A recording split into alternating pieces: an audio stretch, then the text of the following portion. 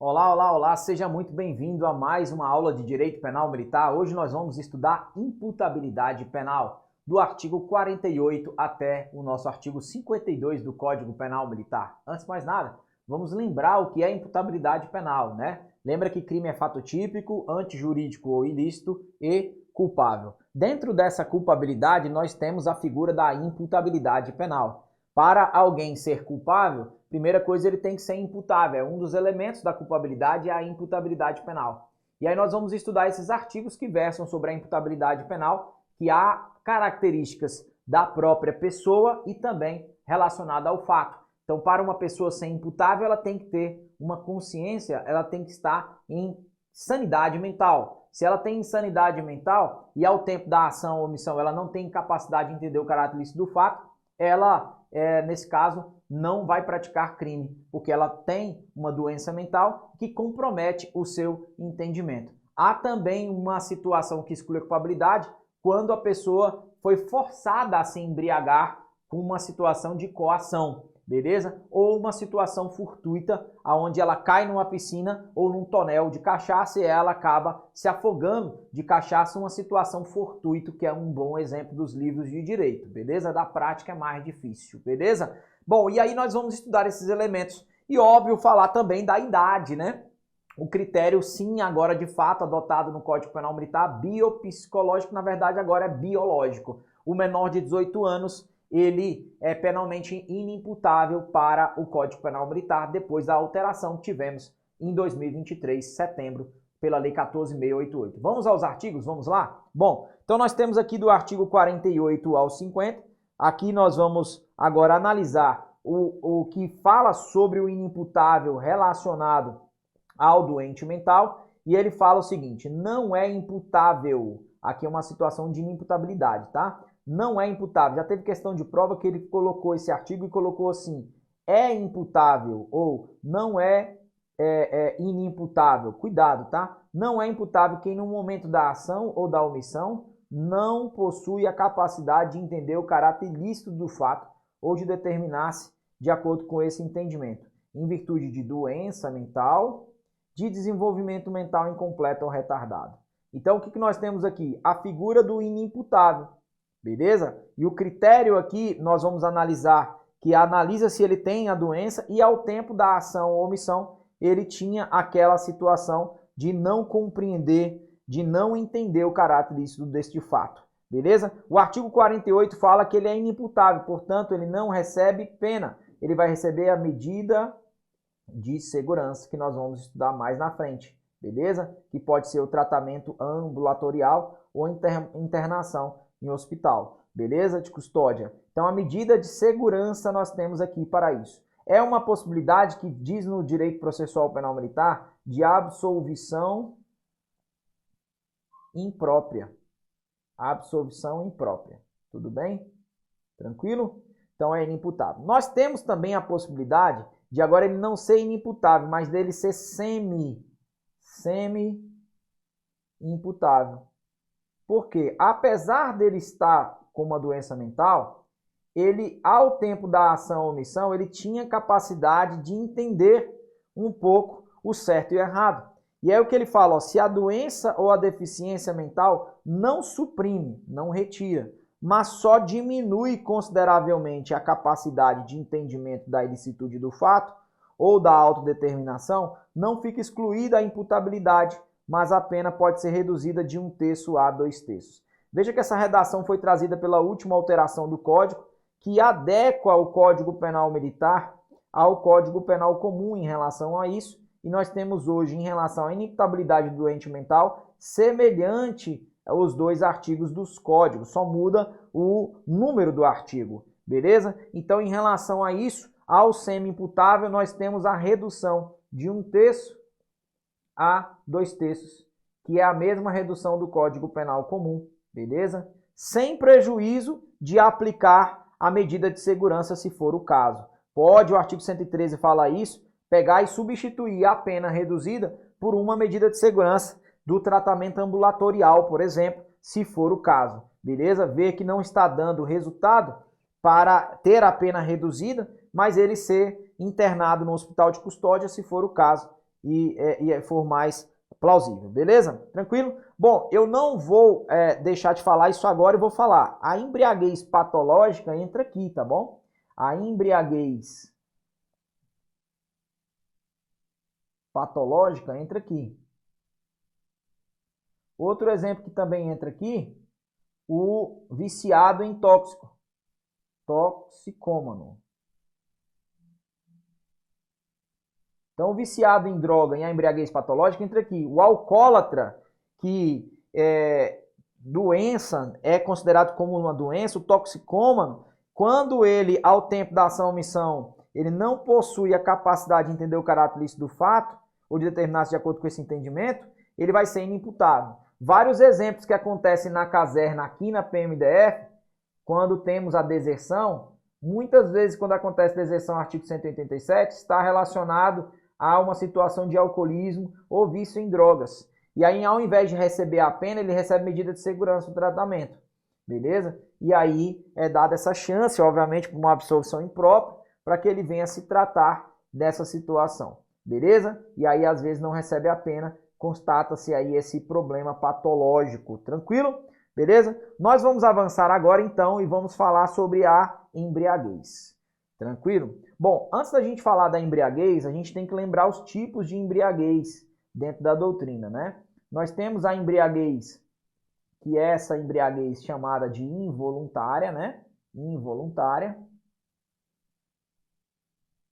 É essa que nós vamos estudar agora, que é o caso do fortuito e da força maior. Tranquilo? E nós temos a embriaguez voluntária.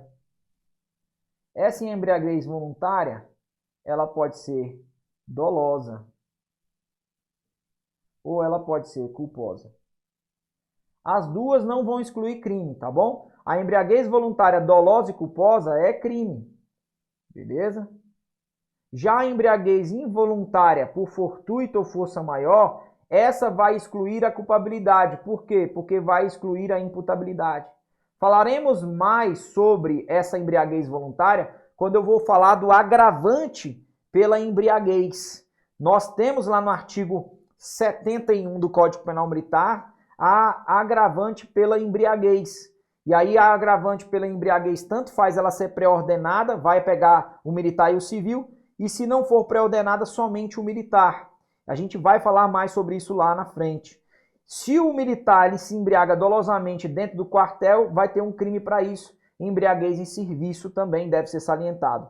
E a embriaguez culposa não vai excluir o crime. Se o cara sabia que estava tomando remédio controlado, ele vou tomar só um golinho aqui, culposamente ele ficou muito embriagado, não tem como, gente. É crime e ele vai responder. Não há excludente de crime para isso. E aí nós temos dois tipos de embriaguez. A força maior, que são os exemplos mais fáceis. Alguém num trote acadêmico obriga a pessoa a virar uma garrafa de cachaça e ele fica extremamente embriagado. E a embriaguez por fortuito, um tonel lá na fábrica de cachaças da 51, em Pirassununga, São Paulo. Os militares ali visitando, um cai no tonel, se embriaga de maneira fortuita, e aí nesse caso, se ele vier a praticar um crime, haverá a excludente da imputabilidade penal. E aí nós vamos falar então sobre isso. A embriaguez.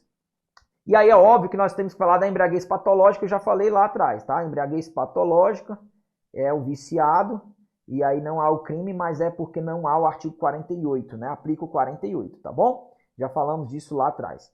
Embriaguez não é igualmente imputável a agente que por embriaguez completa. A embriaguez tem que ser completa, beleza? Proveniente de fortuito, o exemplo do tonel lá na fábrica de cachaça da 51 em Pirassununga. E força maior, exemplo de trotes aí nos cursos de operações especiais, onde alguém é obrigado a ingerir bebida alcoólica. Era ao tempo da ação ou da omissão inteiramente incapaz de entender o caráter criminoso. Se observa que no artigo 48 ele fala que ele não tem a capacidade de entender. E aqui ele fala, ele é inteiramente incapaz de entender o caráter criminoso do fato, ou de determinar-se de acordo com esse entendimento. Tudo bem? É até interessante que é inteiramente incapaz de entender, só para o I, beleza? Nesse caso, e aí vai extinguir a punibilidade ele é inimputável, beleza? Ele não é igualmente imputável, ele é inimputável. Beleza? E aí nós temos aqui o semi-imputável, que é o parágrafo único. Mesma coisa com o Código Penal comum. O semi-imputável, a pena pode ser reduzida de 1 a 2 terços se o agente por embriaguez proveniente de fortuito ou força maior não possui, ao tempo da ação ou omissão, a plena. Gente, se ele não possui a plena capacidade, ele possui um pouco, beleza? Imagina você, meia-noite, você está na sua plena capacidade? Não, mas você tem um pouquinho de capacidade. Ele não possui a plena, então ele possui um pouco. Agora, se fala que ele não tem capacidade, é que ele não tem nenhuma, né? De entender o caráter criminoso do fato, ou determinar-se de acordo com esse entendimento. Então, a pena será reduzida de 1 terço a 2 terços. Tudo bem? Essa aqui é a embriaguez do semi-imputável. Tudo bem? Bom, joga para cá rapidamente. Nós falamos da questão das inimputabilidades. Lembrando que o Código Penal Militar não faz a menção que o Código Penal Comum fala sobre a emoção e a paixão, que não exclui crime. É óbvio que também no direito penal militar, a emoção e paixão não vai excluir o crime, beleza? O fato de alguém estar ali com muita situação de emoções e paixões não vai excluir o crime. Agora, na excludente da ilicitude, quando nós falamos na aula passada, se há um excesso na excludente de ilicitude da legítima defesa, por exemplo, e for oriundo de uma perturbação de ânimo ou uma surpresa, pode ser excusável, pode não ser punível. Aí você tem que só fazer uma relação, mas não é a emoção em si, é nessa situação da excludente de ilicitude no excesso, se for um excesso culposo, oriundo de uma perturbação de ânimo ou de uma excusável surpresa, aí sim a gente pode ter. Então, mas não é certo falar, a surpresa e a emoção exclui o crime no Código Penal Militar. Negativo, beleza? Então, vamos avançar aqui, porque agora a gente vai em si para a nossa situação da idade. Aqui nós vamos falar da questão etária dos menores, que ainda bem foi alterado o nosso Código Penal Militar pela Lei 14.688 de 2023, estava passando de hora isso, e se adequou à nossa Constituição Federal, que fala a mesma coisa no artigo 228 da CF, fala que os menores de 18 anos são penalmente inimputáveis. O Código Penal Comum também fala a mesma coisa, que os menores de 18 anos são penalmente inimputáveis. Mas antes dessa alteração, nós tínhamos possibilidade do menor de 18 maior de 16, ele ser considerado imputável, como também o aluno de colégios militares ser considerado imputável se ele tinha ali abaixo de 18, acima de 16. Hoje a gente tem claramente falando que o menor de 18 anos é penalmente inimputável, ficando sujeito às normas na legislação especial. Enfim, hoje se alterou, joga para cá. Então aqueles exemplos que a gente tem de às vezes militares entrando via mandado de segurança antes de completar os 18 anos de idade, nós não vamos ter mais aquela situação de que era crime militar. Então, se eu tenho alguém que entra na Polícia Militar via mandado de segurança, passou num concurso, mas ele não tem 18 e vai questionar isso judicialmente, entra com 17, ele é inimputável. Se ele praticar qualquer crime militar, ele é inimputável, porque o menor de 18 anos é penalmente inimputável, tudo bem? Voltando para cá para a gente ver mais um slide, a gente observa aqui a respeito o slide próximo é concurso de agentes. Joga para cá, por gentileza, só para a gente fechar essa parte. Sobre imputabilidade, então, gente, costuma cair nas provas esses artigos. É importante você fazer as questões para que você não venha errar qualquer questãozinha sobre imputabilidade penal do artigo 48, do artigo 49 e do artigo 50. Terminamos aqui esse assunto de imputabilidade penal e deixo um recado a todos vocês. Todos já ouviram falar da vida de uma pessoa que ele era muito amigo de Paulo, beleza? E era Timóteo.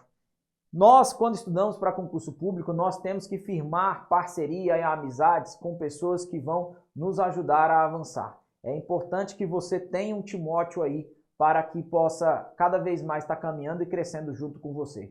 Que você possa fazer Timóteos e vocês possam passar juntos nesse concurso público, beleza? Um abraço, até a próxima.